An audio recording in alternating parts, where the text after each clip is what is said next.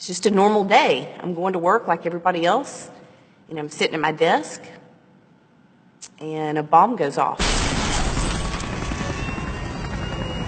A massive car bomb exploded outside of a large federal building in downtown Oklahoma City. It was an act of cowardice, and it was evil. 2 suspects now have been identified, known only as John Doe.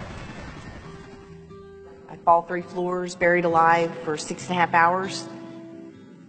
At one point, my rescuers had to leave because they were screaming there was another bomb and that everybody had to leave. And they couldn't get me out, so they had to leave me.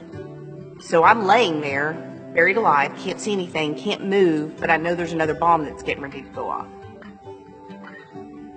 So I had 45 minutes of literally life flashing before my eyes.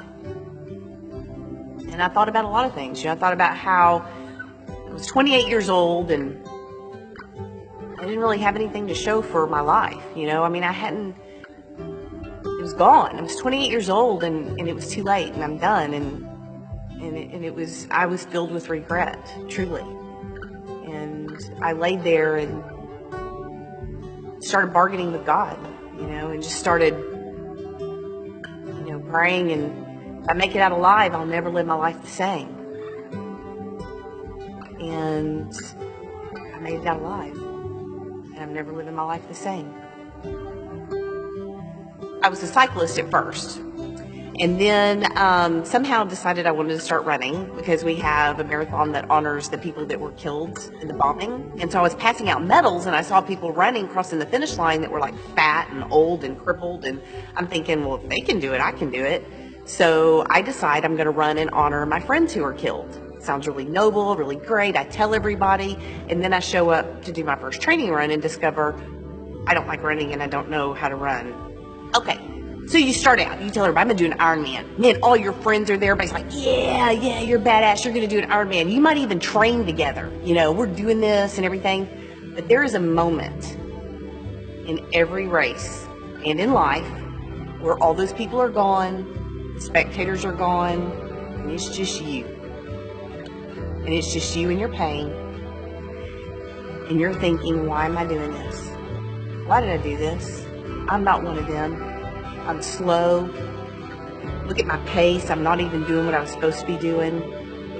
Ought to just quit. Ought to just give up. No, this is when you find out what you're made of. And this is when you embrace it.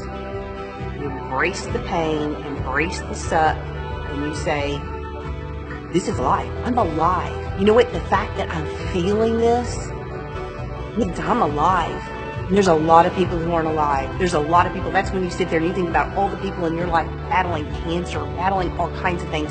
And you know what? You're here and you're alive.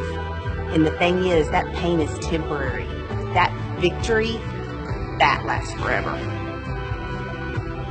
I told my husband just yesterday, I was like, I'm here at Ironman.